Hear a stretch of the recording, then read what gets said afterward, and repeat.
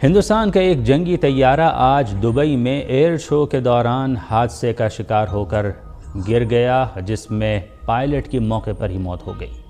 Dubai year شو کے دوران ہندوستانی ساختہ تیجس جنگی طیارہ مقامی وقت کے مطابق دوپہر تقریباً 2:10 پر اس وقت حادثے کا شکار ہوا جب وہ ایئر شو دیکھنے آئے مہمانوں کے لیے پرفارم کر رہا تھا۔ حادثے میں پائلٹ اپنی جان سے ہاتھ دھو بیٹھا۔ دبئی ایئر شو کی انتظامیہ نے ہندوستانی طیارہ گرنے کی مکمل تحقیقات کیے جانے کا اعلان کیا ہے۔ متاثرہ علاقے کو سیل کر کے شواہد اکٹھے کیے جا رہے ہیں۔ رپورٹ کے مطابق اس حادثے کے بعد ایئر شو کے مزید فضائی مظاہرے عارضی طور پر معطل کر دیے گئے ہیں۔ 2 سال سے بھی کم عرصے میں تیجس طیارے کا یہ دوسرا حادثہ ہے۔ سماجی رابطے کی ویب سائٹ ایکس پر جاری بیان میں ہندوستانی فضائیہ نے کہا ہے کہ حادثے کی وجوہات جاننے کے لیے کورٹ آف انکوائری قائم کر دی گئی ہے۔ ہیگ میں قائم بین الاقوامی فوجداری عدالت ICC کے ایک جج کا کہنا ہے کہ صہیونی حکام کے خلاف فیصلوں میں ان کے کردار کے بعد عائد ہونے والی امریکی پابندیوں نے ان کی روزمرہ زندگی اور پیشہ ورانہ سرگرمیوں کو شدید متاثر کر دیا ہے۔ ہیگ میں قائم ICC کے فرانسیسی جج نکولس کیلو کا کہنا ہے کہ امریکی پابندیوں نے ان کی روزمرہ کی زندگی اور پیشہ ورانہ سرگرمیوں کو متاثر کیا ہے۔ فرانسیسی جج نے واضح کیا ہے کہ سیاسی دباؤ کا ہیگ عدالت کی ججوں کی آزادی اور خود مختاری پر کوئی اثر نہیں پڑے گا اور وہ انصاف کی فراہمی جاری رکھیں گے۔ یاد رہے کہ مجموعی طور پر ICC کے 6 ججوں اور 3 پروسیکیوٹروں کو واشنگٹن نے پابندیوں کی فہرست میں اس لیے شامل کیا کہ انہوں نے غزہ میں نسل کشی اور جنگی جرائم کے ارتکاب کے الزامات کے تحت صہیونی وزیر اعظم نتن یاہو اور اس کے وزیر جنگ یوآو گالانڈ کے خلاف قانونی چارہ جوئی اور فیصلوں میں مؤثر کردار ادا کیا تھا۔ پاکستان کے مختلف شہروں میں دہشت گردانہ اور حادثاتی واقعات میں درجنوں افراد جاں بحق اور زخمی ہوئے ہیں۔ خیبر پختونخوا کے شہر بنوں میں امن کمیٹی کے دفتر پر دہشت گردوں نے حملہ کر کے 7 افراد کو قتل کر دیا۔ پولیس کے مطابق دہشت گردوں نے ہوید کے علاقے میں رات کے وقت امن کمیٹی کے دفتر پر حملہ کیا۔ پاکستان کے سیکیورٹی ذرائع کے مطابق دہشت گردوں سے افغانستان میں امریکی اور نیٹو افواج کا استعمال شدہ اسلحہ برآمد کیا گیا ہے۔ دوسری جانب پنجاب کے صنعتی شہر فیصل آباد کے علاقے ملک پور میں آج صبح سویرے کیمیکل فیکٹری میں گیس لیکیج کے باعث دھماکہ ہوا جس سے عمارت گر گئی۔ حادثے میں آخری خبریں آنے تک 16 افراد جاں بحق اور 7 زخمی ہوئے ہیں۔ دھماکے کے قریب میں واقع متعدد مکانات کی چھتیں بھی گر گئیں۔ جاں بحق ہونے والوں میں 6 بچے اور 2 خواتین شامل ہیں۔ افغانستان کی طالبان حکومت نے ہندوستان کے ساتھ اقتصادی تعاون بڑھانے، چابہار بندرگاہ کے ذریعے تجارتی لین دین کو بہتر بنانے اور 2 طرفہ تجارت کو آسان بنانے پر اتفاق کیا ہے۔ طالبان حکومت کی وزارت صنعت و تجارت کے جاری کردہ بیان میں آیا ہے کہ وزیر تجارت نور الدین عزیزی نے نئی دہلی میں ہندوستانی وزیر خارجہ ایس جے شنکر کے ساتھ ملاقات میں اقتصادی تعاون کو بڑھانے، چابہار بندرگاہ کے ذریعے سرگرمیوں کو بہتر بنانے اور 2 طرفہ تجارت کو آسان بنانے پر اتفاق کیا۔ رپورٹ کے مطابق فریقین نے چابہار بندرگاہ کی آپریشنل صلاحیت میں اضافے، نئے تجارتی مشیروں کی تقرری اور افغانستان کے نجی شعبے کے اراکین کے لیے ویزا جاری کرنے کے عمل کو بہتر بنانے کے بارے میں تفصیل سے بات چیت کی۔ دونوں وفود نے اس بات پر بھی اتفاق کیا کہ پہلے سے قائم مشترکہ ورکنگ گروپ کو دوبارہ فعال کیا جائے، ایک مشترکہ چیمبر آف کامرس تشکیل دیا جائے اور تجارتی اور ٹرانزٹ تعاون کو مضبوط بنانے کے لیے چابہار بندرگاہ سے متعلق بقیہ مسائل کو حل کیا جائے۔ طالبان حکام کا کہنا ہے کہ فریقین 2 طرفہ تجارت کے حجم کو بڑھانے، خاص طور پر افغانستان کی زرعی مصنوعات کی ہندوستان کو برآمدات، ہندوستان سے افغانستان کو ادویات، مشینری اور ٹیکسٹائل کی برآمدات میں اضافے کے ساتھ ساتھ ہندوستان افغانستان ایئر کوریڈور کو بحال کرنے کے بارے میں بھی مذاکرات کریں گے۔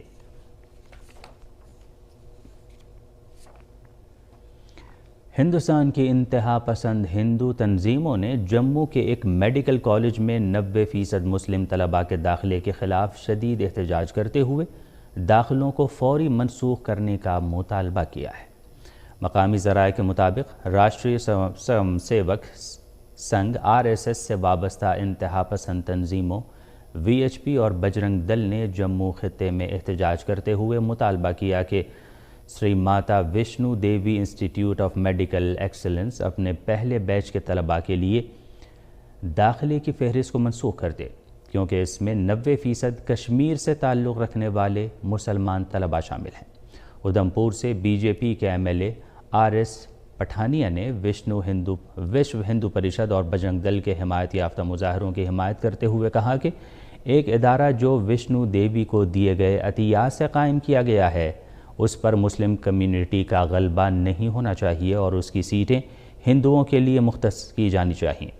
یہ خبر ایسے وقت میں سامنے آئی ہے کہ ایک امریکی کمیشن برائے بین الاقوامی مذہبی آزادی نے ہندوستان میں مذہبی تعصب پر رپورٹ جاری کرتے ہوئے یہ دعویٰ کیا ہے کہ ہندوستان کا سیاسی نظام مذہبی اقلیتوں کے خلاف امتیازی سلوک کو فروغ دے رہا ہے اور حکمراں جماعت BJP اور RSS کے تعلقات امتیازی قوانین کی راہ ہموار کرتے ہیں۔ پاکستانی وزارت خارجہ کے ترجمان محمد طاہر اندرابی نے کہا ہے کہ اسلام آباد یورینیم افزودگی کے تہران کے حق کی حمایت کرتا ہے۔ پاکستان کی وزارت خارجہ کے ترجمان نے اسلامی جمہوریہ ایران کے ایٹمی مسئلے کے تعلق سے سفارتکاری مخالف اور کشیدگی پیدا کرنے والے اقدامات کی مخالفت میں اپنے ملک کے اصولی موقف پر تاکید کی ہے۔ محمد طاہر اندرابی نے آج اسلام آباد میں اپنی ہفتہ وار پریس کانفرنس میں کہا کہ پاکستان پہلے بھی ایران کی جوہری تنصیبات کے خلاف کسی بھی غیر ملکی فوجی کارروائی کی مخالفت کا اعلان کر چکا ہے اور ایک بار پھر تہران کے ساتھ کسی بھی محاذ آرائی اور سفارتکاری مخالف رویے کو مسترد کرنے کے اپنے اصولی موقف پر زور دیتا ہے۔ پاکستانی وزارت خارجہ کے ترجمان نے اس بات پر زور دیا کہ ان کا ملک یورینیم افزودگی کے اسلامی جمہوریہ ایران کے حق اور بین الاقوامی اصولوں کے مطابق اس کے معاہدوں کی حمایت کرتا ہے۔ قومی اسمبلی کے 6 اور پنجاب اسمبلی کے 7 حلقوں میں ضمنی انتخابات کل منعقد ہوں گے۔ ضمنی انتخابات قومی اسمبلی کے حلقہ NA 18 ہری پور، NA 96 فیصل آباد، NA 104 فیصل آباد، NA 129 لاہور، NA 143 ساہیوال اور NA 185 ڈیرہ غازی خان میں ہوں گے۔ پنجاب اسمبلی کے حلقوں میں PP 73 سرگودا، PP 87 میاں والی، PP 98 فیصل آباد، PP 115 فیصل آباد، PP 116 فیصل آباد، PP 203 ساہیوال اور PP 269 مظفر گڑھ شامل ہیں۔ 31ویں 3 روزہ ٹیکسٹائل ایشیا بین الاقوامی نمائش اور کانفرنس آج سے لاہور میں شروع ہوگی۔ یہ جنوبی ایشیا میں سب سے بڑی ٹیکسٹائل نمائش ہے اور پاکستان کی ٹیکسٹائل کی صنعت میں جدید ٹیکنالوجی کے فروغ کے لیے خصوصی سرمایہ کاری سہولت کونسل کے اہم اقدامات کی نمائندگی کرتی ہے۔ کانفرنس کے دوران عالمی ماہرین اور پالیسی ساز قابل تجدید توانائی، گردشی معیشت اور ڈیجیٹل اصلاحات پر خیالات کا تبادلہ کریں گے۔ غزہ کے شمالی علاقے بیت اللاحیہ میں اسرائیلی ڈرون حملے میں 4 بچے زخمی ہو گئے۔ اقوام متحدہ کے بچوں کے ادارے کے مطابق غزہ میں جنگ بندی کے بعد اب تک کم از کم 67 فلسطینی بچے شہید ہو چکے ہیں۔ ادھر غزہ پر اسرائیل کی نسل کشی کی جنگ میں 7 اکتوبر 2023 سے اب تک 69,500 فلسطینی شہید ہو چکے ہیں۔ سہ فریقی T20 سیریز کا تیسرا میچ آج راولپنڈی میں پاکستان اور سری لنکا کے درمیان کھیلا جائے گا۔ میچ شام 6 بجے شروع ہوگا۔ ادھر ایشیا کپ رائزنگ سٹارز کا فائنل کل دوحہ میں پاکستان شاہینز اور بنگلہ دیش A کے درمیان کھیلا جائے گا۔ میچ شام 7:30 بجے شروع ہوگا۔ اور اب موسم۔ محکمہ موسمیات کی پیشگوئی کے مطابق آئندہ 12 گھنٹوں کے دوران ملک کے بیشتر حصوں میں موسم زیادہ تر سرد اور خشک رہنے کی توقع ہے، جبکہ شمالی علاقوں میں صبح اور رات کے اوقات میں موسم شدید سرد رہے گا۔ پنجاب کے میدانی علاقوں میں صبح اور شام کے اوقات میں اسموگ اور ہلکی دھند چھائی رہے گی۔